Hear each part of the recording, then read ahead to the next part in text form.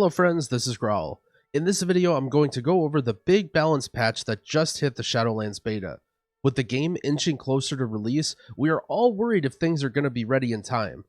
I for one know that I'm going to have a lot of fun on the new release, even if the game has a bit of a rocky start. However, many are hoping for a big switch up in the meta. Among the biggest changes are huge nerfs to Discipline Priest. Disc was looking like it could have been one of the top healers in Season 1 for both Mythic Plus and Raid, but with this list of changes, it looks like it's going to end up falling back into the middle of the pack.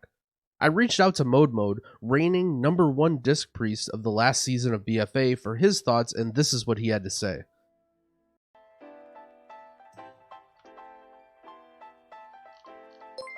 I have 2 months to learn Resto Druid and become the best Resto Druid in the world. Ever. My training begins now. I, Mode, will become the greatest restoration person. Create character.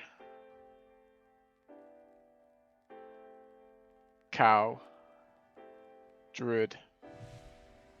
All jokes aside, let's look at some changes. It seems like the biggest ones are ones that impact healers and tanks. Vengeance Demon Hunters got hit pretty hard, with substantial nerfs to their survivability. The most important thing to recognize here is the talent Demonic. With it, Demon Hunters can enter demon form after their Fell Devastation. This was a huge increase to their survivability on demand compared to Battle for Azeroth.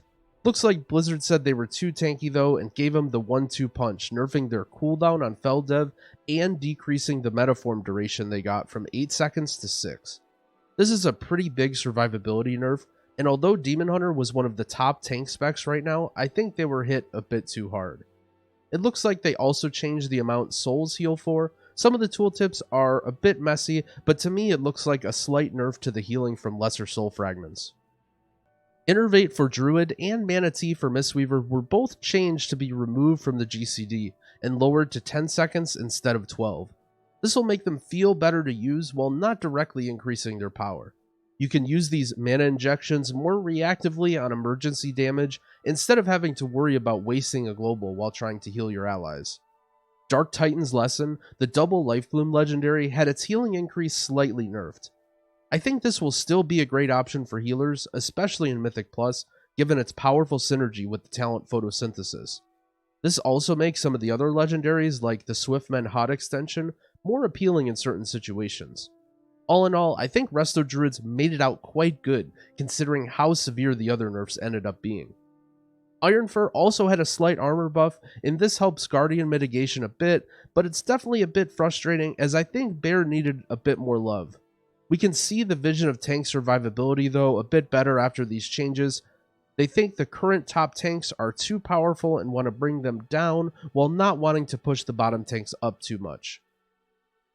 Brewmasters, maybe deservedly, also got some pretty heavy-handed nerfs as well. In my tank rankings video, I placed Brewmaster as the top tank, and it wasn't just because of its bugged conduit. It's actually insanely durable even as it stands. A big part of it is Celestial Brew, creating massive absorb shields doing over half of the Brewmaster's healing overall in the dungeon. Celestial Brew was nerfed pretty bad, doubling the cooldown and almost halving the shield it created.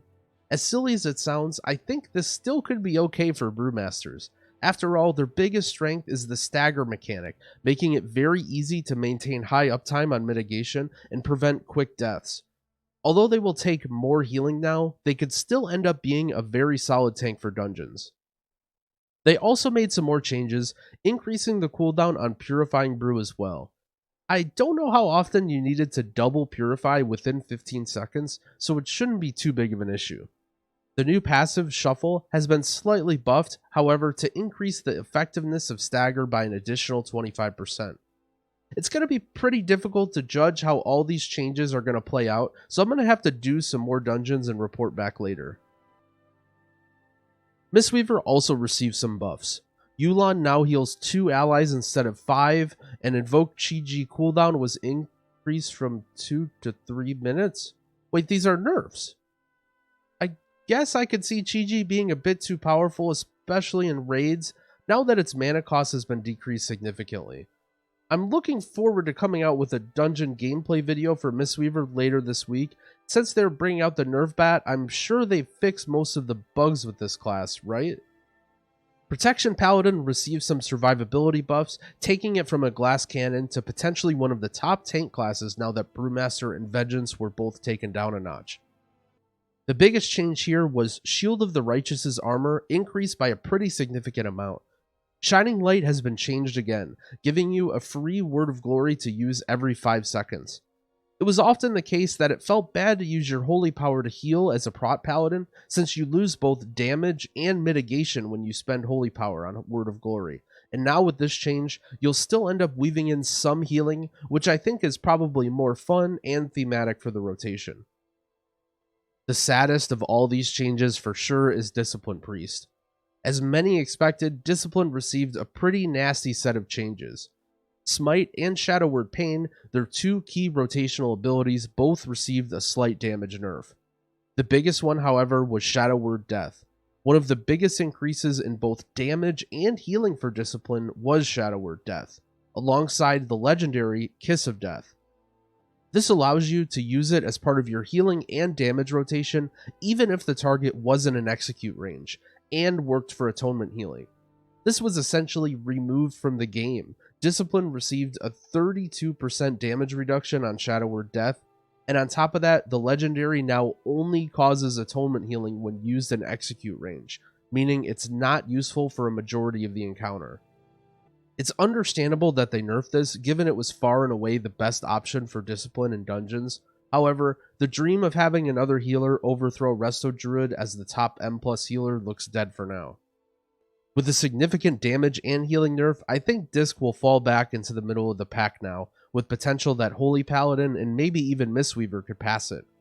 Rapture and Spirit Shell also received a slight nerf, mostly in response to the GCD changes that gave these abilities a slight boost.